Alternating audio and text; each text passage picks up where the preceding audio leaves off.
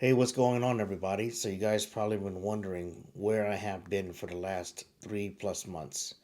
Well, decided to really focus a lot more on my job, but that will be on another video later.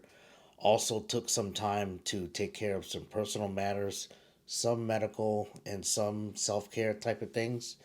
But today's video is going to be a visitation at the one Michelin star restaurant Bresca in Washington, D.C. Now, they were not open, but their upstairs bar, which is called Jônt, was recently awarded 2 Michelin stars, and I had the pleasure of eating at Jaunt before it became a 2 Michelin star restaurant. So check out this presentation. Y'all enjoy.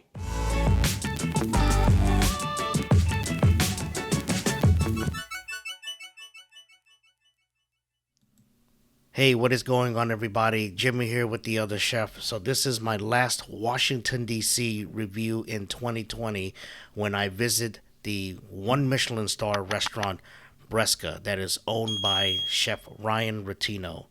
Now, Bresca is usually an a la carte menu. However, during the pandemic, they have decided to go and use the upstairs location, Jaunt, which is more of a private dining setting, and it's a tasting menu only restaurant. Luckily, I was able to fit in a reservation for one person, so here we go. Before the start of my tasting menu, I actually got a mocktail. This was called La Samurai. Fermented blackberry, ginger, verjus, and tonic. This was a not so fruity, but a very spicy, gingery drink with a little bit of the verjus, which is basically a little bit of wine and also tonic. A great start to a wonderful meal.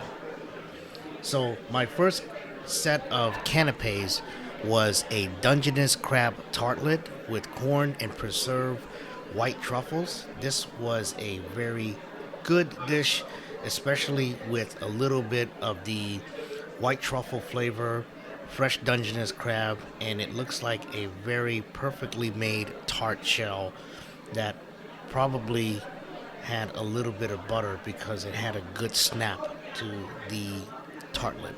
Next was a what they call a Beet Albert bonbon. So this was a savory version of a bonbon. This had a little bit of curry flavor. Obviously, the bonbon is usually some type of chocolate, but this was made with beet juice and it seems to be white chocolate flavor. But the cool thing was that the actual filling inside the bonbon had a little bit of curry flavor, so maybe that was what their intent was. Really nice start. This also enticed my palate for the next course, which was a cold tomato salad. So this was a whole bunch of variations of the tomato, such as some gelée, some raspberries, lots of summer herbs. But this was a really great, cool course because of the fact that you're actually getting the tomato flavor like in a consomme or in a jelly. And also, you can see down on the bottom that they have some striped tomatoes. So, what they probably have done was cook the tomato and just basically remove the peel so that you guys can have that really nice, soft tomato taste.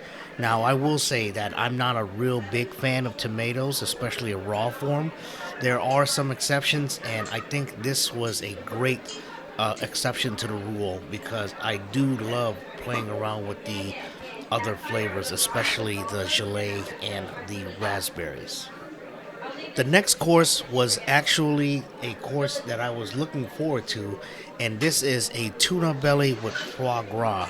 So, as you guys can see, that the outer lining was actually seaweed. So, this was actually kept in a form of a terrine, and this had really nice little pea puree on the bottom with some cold duck broth and green peppercorns for a little bit of spice and sweetness. This was not only a very well executed dish, especially with the fattiness of the foie gras, and the lean from the tuna. This was a very good dish, and I think this was probably one of their iconic signature dishes from the menu. Probably one of my favorites. The next, I actually had a choice of either getting the aged duck a la presse, which is this little contraption right here. However, I opt for the 45-day aged pork.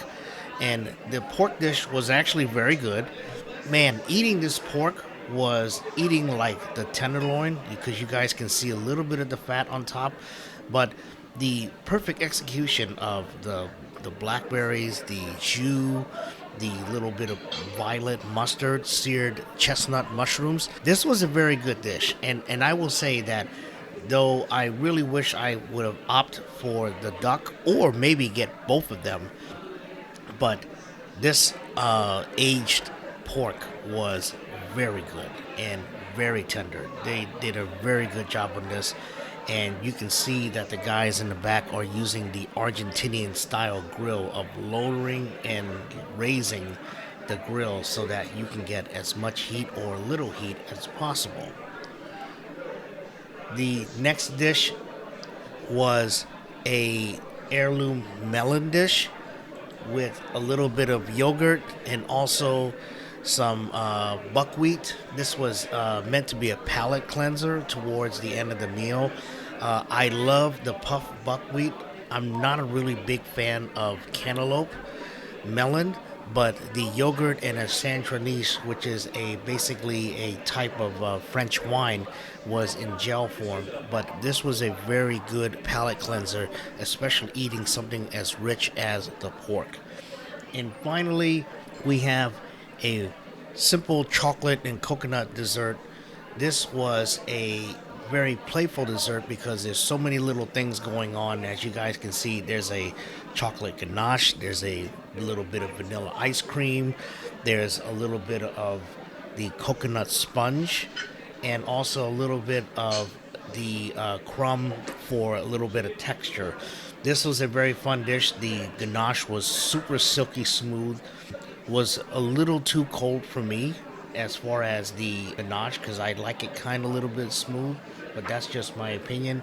And finally, we also have some managanese. On the left was a strawberry macaron, and on the right was a passion fruit pâte fruit, which is kind of like a version of a little bit of rock sugar. At the end of the day, this was a wonderful meal. Chef Ryan came to the table, or my section of the table rather, signed the menu, and wished me along and gave me a lot of great recommendations to check out other restaurants while I'm in the area.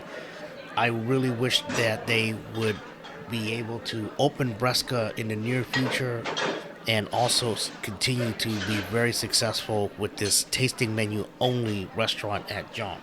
Hey, thanks for watching. If you love this video, give it a thumbs up, hit that bell for notifications, and subscribe to the channel. Thanks for watching, and I'll see you guys on the next video.